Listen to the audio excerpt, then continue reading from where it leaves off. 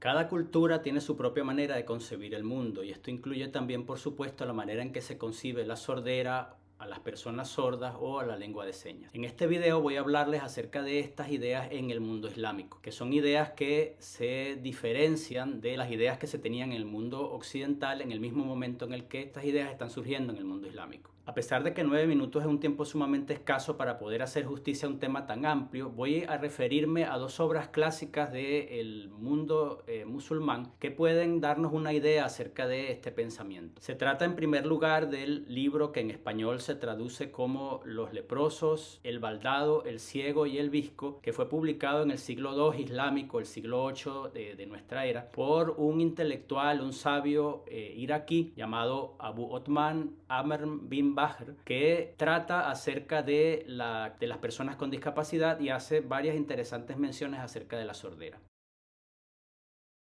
El segundo libro es el Tratado Jurídico Al-Hidayah, aparecido en el siglo XII gracias al trabajo de un sabio llamado Al-Marginani. Voy a empezar con el Tratado de Abu Othman Amr bin Bahr.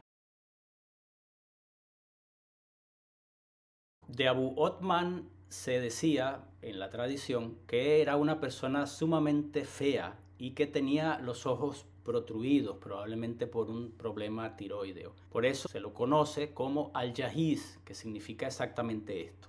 Es decir, Al-Jahiz había experimentado diferentes tipos de rechazo en su contexto y a partir de ahí elabora él una muy interesante explicación de la discapacidad que no incluye únicamente enfermedades discapacitantes o situaciones discapacitantes, sino también enfermedades crónicas de la piel, enfermedades de otro tipo y otras características físicas que se desviaban de la norma, como por ejemplo el ser cojo, el ser feo, el ser calvo, etc. Todas estas condiciones corporales marcaban a la persona de tal manera que su entorno las consideraba de alguna manera negativa y las rechazaba. Para Al-Jahiz, estas marcas físicas, lejos de ser un estigma, eran más bien una marca, un indicador de la preferencia que Dios sentía por estas personas, que las marcaba de una manera particular para generar en los demás un sentimiento de piedad, un sentimiento de solidaridad. Por eso, para Al-Jahiz, estas personas deberían ser aceptadas por el contexto y recibir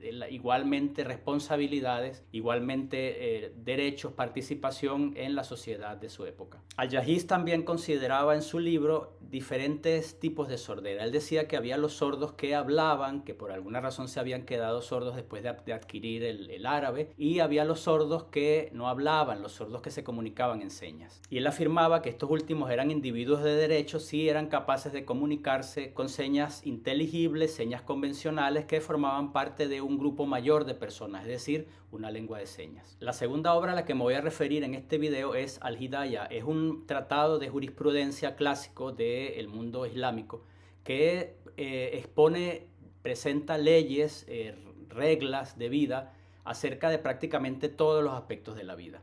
Y es muy interesante mencionar que en ese libro aparecen numerosas menciones a las personas sordas y a la comunicación señada. En uno de ellos, por ejemplo, se dice respecto al divorcio, y voy a leer: las señas hechas por una persona muda son incumbentes, porque sus señas son lo mismo que las palabras de uno que tiene el poder de la palabra. Leo otro fragmento. Las señas para ser incumbentes deben provenir de quien ha sido sordo durante toda su vida, ya que las señas no resultan reconocibles a menos que ellas sean habituales y sus significados se encuentren ya fijados, lo que es el caso de la persona muda, pero no el de aquella que ha sido meramente privada de su habla. Otro pasaje aclara que quien no puede hablar tiene el derecho de ejercer su participación social colectiva de otra manera. Les leo. Una persona muda puede ejercer matrimonio, divorcio, comprar o vender, decidir sobre un castigo o sufrirlo, ya sea a través de señas o de la escritura.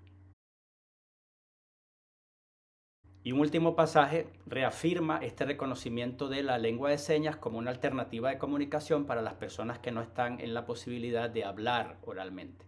Les leo.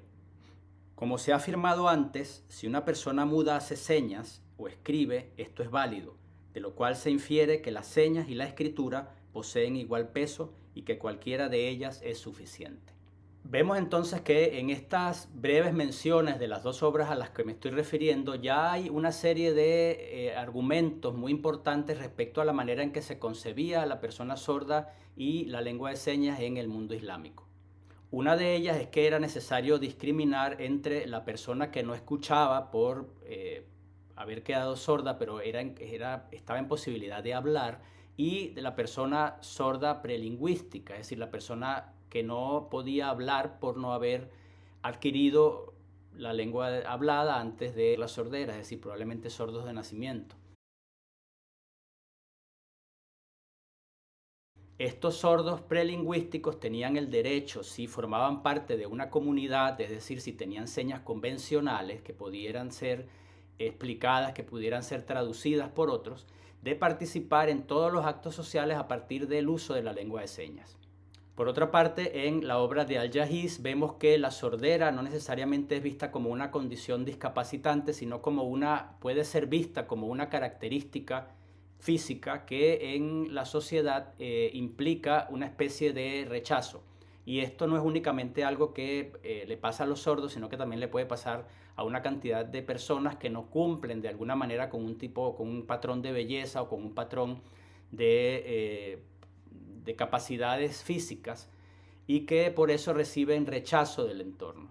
Pues Al-Jahiz dice que en el caso de todas estas personas es indispensable que los musulmanes, que los buenos musulmanes comprendan que estas personas no son más que personas a quienes Dios ha marcado como sus favoritos, y que en ese sentido deberían entonces recibir la atención y la solidaridad del resto de personas del entorno. Al-Jahiz vivía en Bagdad. En ese momento la ciudad de Bagdad era el centro del mundo islámico, el centro intelectual, el centro cultural, el centro comercial del mundo islámico. Era una ciudad de prácticamente 500.000 de habitantes. En este momento nosotros tenemos entonces que pensar que necesariamente en esa ciudad tiene que haber habido una comunidad sorda activa, que era vista, que era percibida por las personas del entorno, y de allí el interés que genera este tipo de comunicación en Al-Jahiz. Pero lo mismo podemos aplicar a partir también de con las mismas circunstancias estadísticas en el caso de otros países musulmanes, que es donde se originan las tradiciones que luego se formulan en forma de leyes en el libro Al-Hidayah.